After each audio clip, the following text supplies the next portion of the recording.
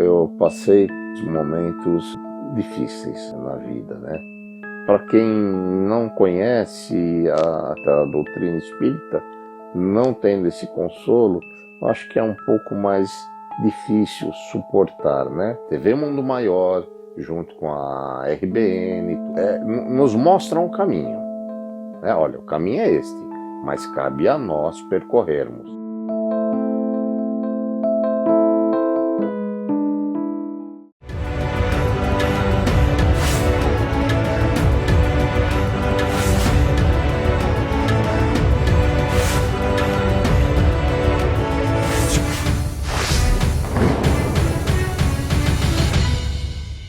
Desde há milhares de anos, aqueles que experimentam o desejo de controlar outras pessoas aprenderam a eficiência daquilo que me permito chamar de teologia do medo.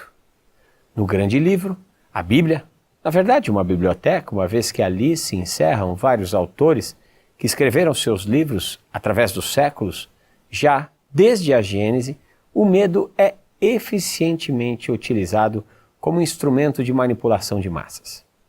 Quando a obra trata da criação humana, encontramos Deus punindo exemplarmente ao casal adâmico e condenando toda a raça humana, ascendentes de Adão e Eva, para o banimento do paraíso, pelo simples fato de que o primeiro casal comeu o fruto da árvore do conhecimento. Até a serpente foi punida, e sequer nos colocamos a indagar quais seriam os motivos racionais para a punição eterna de um animal que não tem estrutura de razão. De outro lado, hoje, sabemos que a mensagem encerrada no livro mais lido da história humana não pode ser lida através da letra que mata, mas da razão do Espírito que vivifica. Recomendação que encontramos no Novo Testamento. Trata-se de uma obra cheia de analogias e não se pode interpretá-la senão debruçando-se através da razão que nos emprestam a ciência e a filosofia. O fato é que durante praticamente todo o Velho Testamento fomos convidados a interpretar Deus como sendo o Senhor dos Exércitos, um ser pronto a punir exemplarmente aqueles que se contrapunham com a sua doutrina. O Novo Testamento passa a nos apresentar Deus como Pai. Só essa mudança da interpretação já colocaria Jesus como o maior revolucionário da Bíblia. Mas a infantilidade humana ainda faz boa parte dos cristãos enxergarem Deus com as características descritas pelos profetas do Velho Testamento. Assim, de forma coletiva, nosso psiquismo ouvida os atributos da divindade que Jesus nos apresentou e ficamos mesmo com o Senhor dos Exércitos. Se a doutrina espírita fora nos apresentada por um ser que bebia das fontes da razão para nos trazer a visão da justiça divina, tão logo Kardec nos deixou, boa parte daqueles que o sucederam, especialmente aqui no Brasil, trataram de reconduzir suas pretensas obras, emprestando uma visão de justiça divina bastante afinada com a do Deus, Senhor dos Exércitos. O inferno se transformou nos vales de sofrimento das regiões abissais, para onde são enviados os grandes déspotas, os suicidas, os sexólatras e afins. E o purgatório passou a ser chamado de umbral, ambiente de passagem para as regiões espirituais um pouco mais harmônicas. Para o umbral seriam enviados os seres que experimentam culpa em seu psiquismo, assim como aqueles que não fazem o bem na medida máxima de suas potencialidades. Também passam por ali os glutões, os estressados, os magoados e toda a ordem de desajustados psíquica e moralmente. O tempo que ali permanecem dependeria da capacidade de arrependimento e de subserviência ao Deus Senhor dos Exércitos. O Mundo Maior em Debate de hoje trata de umbral e regiões de sofrimento. Existem esses locais geográficos onde a justiça divina é executada? Suicidas e os grandes déspotas da humanidade são de fato enviados para as regiões de sofrimento abissal? Esperamos ao final desse encontro ofertar a você melhores condições de compreender aquilo que seja racional, uma vez que a doutrina dos Espíritos, na proposta de seu codificador, Allan Kardec, é a fé raciocinada.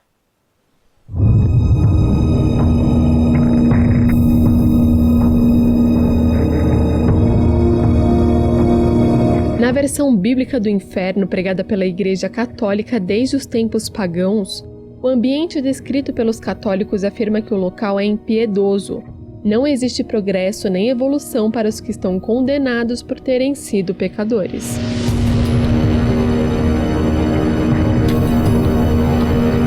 Já o umbral também é uma zona espiritual feita para espíritos da mesma baixa vibração. Assim como no inferno, acredita-se que no umbral há espíritos de pessoas que cometeram crimes, corruptos, apegados a bens materiais e outros espíritos menos evoluídos. Assim como a imagem do diabo ou dos demônios que a Igreja Católica denomina, no umbral, espíritos de baixa vibração podem ficar com deformidades. Entre muitas diferenças entre o umbral e o inferno, é que para o espiritismo brasileiro, o local é transitório, já para a Igreja Católica, a punição é eterna.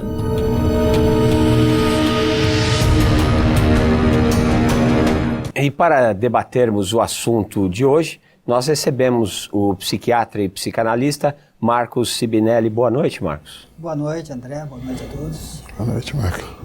Recebemos também o Dr. Hildo Rosa, amigo já, comunicador da Rede Boa Nova de Rádio e psicólogo clínico. Boa noite. Boa noite, André. Boa noite, Marcos. Uma satisfação estarmos juntos aqui. Tudo bem. Para começar, eu queria estender uma questão. Aliás, antes de começar, eu quero passar para outra pessoa desse nosso bate-papo, A Baiana. Olá, boa noite. Boa noite, André. Boa noite a você que está em casa. Se você quiser participar do Mundo Maior em Debate de hoje, você pode mandar a sua mensagem, a sua pergunta, a sua crítica pelo WhatsApp, que é o 99643-3827. Também pode ligar no número que é o 011 2086 4379. Nós estamos ao vivo pelo Facebook da TV Mundo Maior e pelo YouTube da TV Mundo Maior também. É com você, André. Eu queria estender uma pergunta inicial para vocês dois. O medo é uma ferramenta eficiente de educação ou de dominação?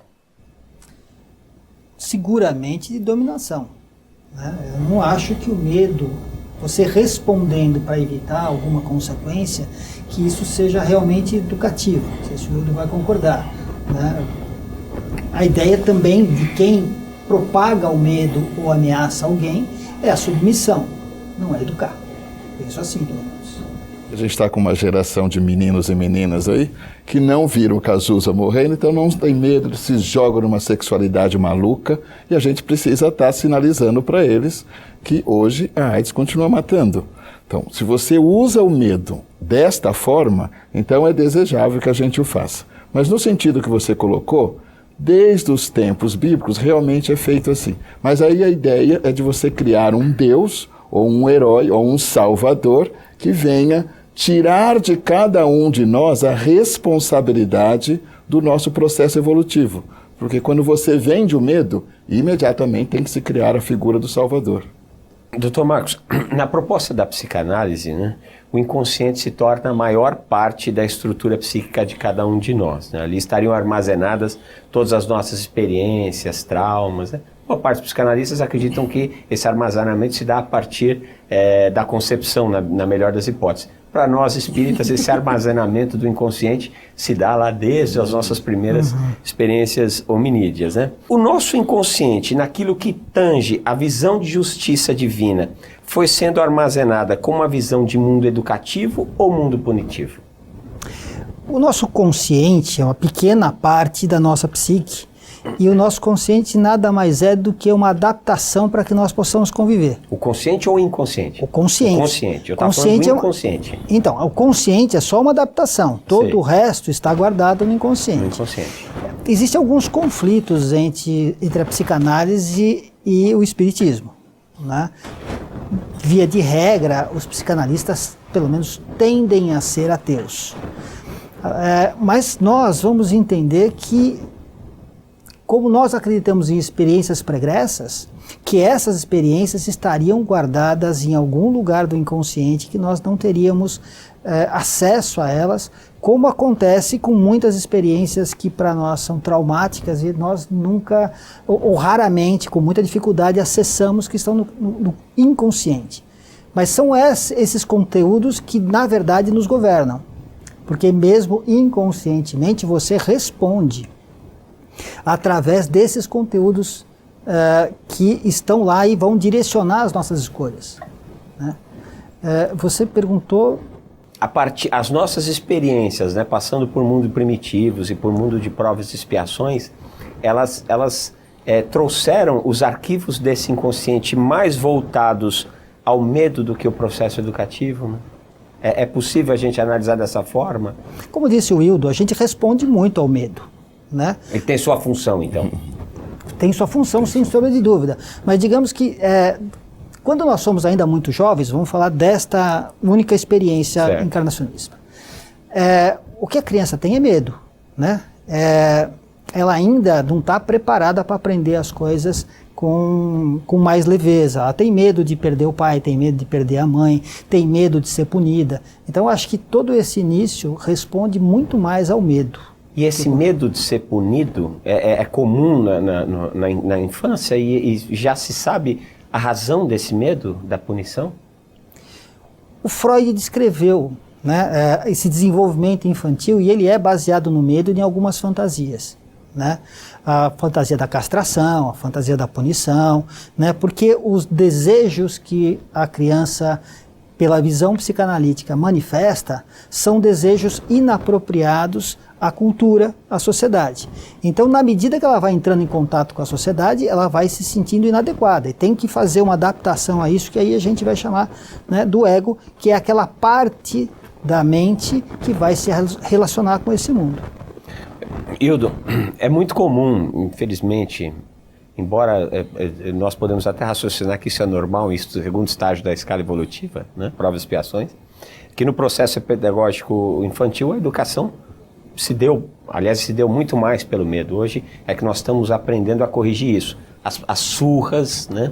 As frases do tipo, Deus castiga, come-se tudo porque está todo mundo passando fome por aí, né? A loira do banheiro. A loira do banheiro. A cigana que rouba a criança. Boi da cara preta, né? O bicho-papão, o homem do saco. A mamãe não vai gostar de você se você continuar fazendo isso. Exatamente, assim. Então a pedagogia do medo, vai por assim dizer. Isso. Esse método provavelmente foi otorgado também aos profetas e médiuns e líderes religiosos, né? Quando eram crianças. Estaria aí um dos motivos que fundamentaram a produção religiosa de textos que falam de punição divina em regiões de sofrimento? Me importa muito o nosso desenvolvimento. Então você imagina um tempo atrás, quando lá, ainda na condição de hominídeos, nós ouvíamos um relâmpago, um estrondo provocado pela natureza, que hoje você põe telescópio e tantas coisas, você sabe exatamente o que é, que hora vai acontecer, qual a intensidade desse ruído, e aí você fica tranquilo. É só um tsunami, é só isso, é só aquilo, é só um vulcão, é só um furacão. É só um tufão, né? É um furacão. A gente fica tranquilo, assistindo a televisão, que a hora que ele vai chegar, inclusive. Se você voltar no tempo, as pessoas não tinham todo esse saber. Então isso gerava um terror absurdo. À medida em que você nomeia, você controla, né? Na impossibilidade de nomear esses fenômenos, o medo vai ganhando uma expressão muito grande. Como é que você controla essas pessoas? Né? Como é que... Eu penso muito na questão da pedagogia divina, porque se até hoje a doutrina fala coisa, tem gente que não aceita, se você retroceder no tempo, imagina como éramos, né? Então, eu entendo que a pedagogia divina até se valeu desse instrumento para poder ir nos formando, porque senão sairíamos feito manada no mundo. Preservação, né? De uma certa Sem forma. informação você não controla, né? Eu acho interessantíssimo os americanos que sentam, ligam a televisão, ficam esperando a Catarina chegar, o Katrina, não sei quem. São todas meninas lá, né? Mas eles não se assustam, porque sabem que a cidade vai ser reconstruída. Se retrocedermos no tempo, nós não tínhamos essa possibilidade. Então, o medo tinha essa função. Calma, é só uma manifestação divina, né? Então, aquele Deus que provocou aquele fenômeno, se ele for agradado com algum ritual, nós sobrevivemos. Mas tem uma pedagogia divina incutida nisso. Marcos, ao longo da trajetória humana, especialmente os judeus e os cristãos, né, uma vez que nos abrigamos hoje, especialmente nós espíritas, na árvore judaico-cristã, se depararam com uma visão de justiça divina que após a morte fundamentalmente a punição é muito forte, né? Você acredita que essa que eu chamei de teologia do medo fazia originalmente parte do nosso processo evolutivo ou foi uma transgressão? Não, eu acho que fazia parte mesmo do nosso processo evolutivo. Era muito difícil você explicar motivações complexas para que você procedesse bem, para que você abrisse mão dos teus instintos ou das tuas vontades. Às vezes até das suas necessidades, né? Como pensar no outro se você só pensa em sobreviver numa época de maior dificuldade? Então eu acho que ela foi necessária, ou se não necessária, a única opção, né? Para que você pudesse controlar aquele povo. Isso está escrito também no Evangelho, está escrito no Evangelho segundo o Espiritismo. O próprio Livro dos Espíritos. Livro dos Espíritos, também, né? Seria mais ou menos esse caminho. Para ser franco, mesmo no momento atual, são poucas pessoas que entendem uma mensagem um pouco mais branda, sem punição, sem castigo, ou sem uma perda severa, né? Um lugar mal iluminado, com espíritos trevosos, gritando impropérios e acusações contra os que ali se encontram. Nesse ambiente apresenta-se fome e sede que não pode ser saciada. Essa é a visão de alguns médiuns espíritas que, através das suas obras, especialmente aqui no Brasil, nos trouxe o local físico do umbral. Por outro lado, Allan Kardec, na obra O Livro dos Espíritos, nos apresenta na questão 1012, uma indagação feita aos espíritos superiores sobre a localização física de locais destinados a penas e gozos. E em parte da resposta nós encontramos, abre aspas, a localização absoluta das regiões das penas e das recompensas só na imaginação do homem existe. Provém da sua tendência a materializar e circunscrever as coisas cuja essência infinita não lhe é possível compreender. Kardec e os espíritos superiores se equivocaram ou os médiuns que vieram depois dele adaptaram o inferno purgatório católico na doutrina dos espíritos? Para quem bebeu na fonte lá de Dante Alighieri, fazer esse deslocamento é muito difícil, né? E para a condição evolutiva que nós estamos, pensar sem imagem é algo praticamente impossível. Então a ideia de localizar o umbral, ela parte muito daí. Mas a gente sabe o quê? Que o umbral é um estado de consciência. Eu sempre brinco com os meus clientes dizendo que existem depressivos em Paris, em Dubai, porque não faz diferença onde você está, mas o seu estado de espírito, né? Então o umbral é uma condição emocional, existencial, que cada um de nós nos colocamos, elegemos para nos colocar. Realmente não há uma localização física, mas culturalmente a gente compreender isso é mais difícil. Para quem assistiu o Nosso Lar, então, é certeza que existe, né? Então, a partir dessa visão, né, você citou o filme, né, que foi feito, ali nós vemos exatamente essa figura, a fome que não é saciada, isso. A sede que não... Aquilo ali também era uma educação através do medo, ou o Chico estava trazendo, e o Chico e o André Luiz estavam trazendo uma expressão psíquica do espírito? Uma expressão psíquica. Mas isso não é claro no livro. Mas você veja que tem lá um bando de espíritos sofredores e acusando, se xingando, se distratando, e chega a turma do resgate, não pisam na lama, não sentem calor, né? Nenhuma daquelas condições os afeta, porque a mente deles não está sintonizada com aquilo. Se fosse uma realidade como a do nosso estúdio aqui, se tiver frio está frio, se tiver calor está calor, e se não nos derem nada para comer, nós vamos morrer de fome, porque a condição é igual para todo mundo. Né? Mas em espírito a condição é particular, então cada qual tem o seu umbral e pode enfeitá-lo como quiser. Mariana, como é que estão as participações? Anuncia de novo aí as formas das pessoas interagirem conosco. Bom, nós temos uma pergunta aqui pelo WhatsApp, mas primeiramente eu vou repetir as formas de contato e manda sua pergunta, manda o seu comentário aí, participe do programa de hoje.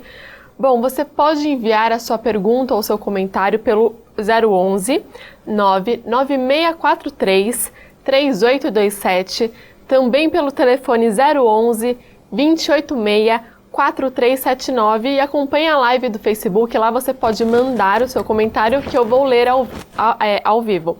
Bom, André, nós temos um comentário aqui, aliás, uma pergunta da Maria Luísa de São Paulo, ela mora no bairro da Saúde, e ela pergunta aos convidados, muitos dizem que Deus é amor, mas como ter amor ou respeito a um Deus punitivo? Deus não é punitivo, né? Esse é o entendimento dela, talvez pela nossa formação católica cristã e que tais, mas aí a doutrina espírita vem explicar isso. E aí a gente entende aqui, a justiça das penas, né? Quando você tem liberdade de fazer uma escolha, e isso só Deus nos dá, né? Você naturalmente responde por essa escolha. Responder por essa escolha não é uma punição, é simplesmente uma consequência. Mas, se nós nos colocamos no lugar de vítimas, nós vamos ler isso como uma situação punitiva, e não apenas como uma consequência.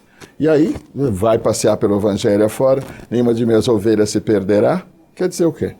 Né? Que assim que você aprende, que você evolui, naquele aspecto você avança, né? Mas nada é punitivo vindo de Deus.